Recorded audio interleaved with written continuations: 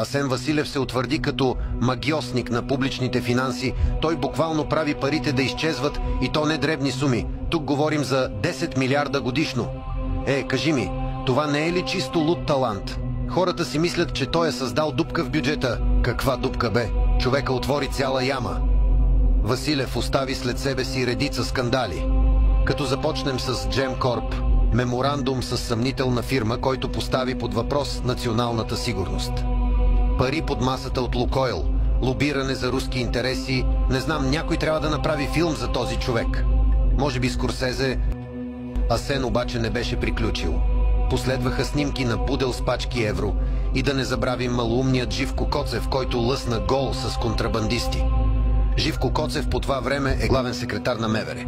Същият този най-гордо си снима часовникът за десетки хиляди евро, подарен от контрабандистите, с които кой знае какво е правил, освен покровителстване на каналите им. Негов верен другар в покровителстването беше Бойко Рашков, милиционерът от Продължаваме промяната.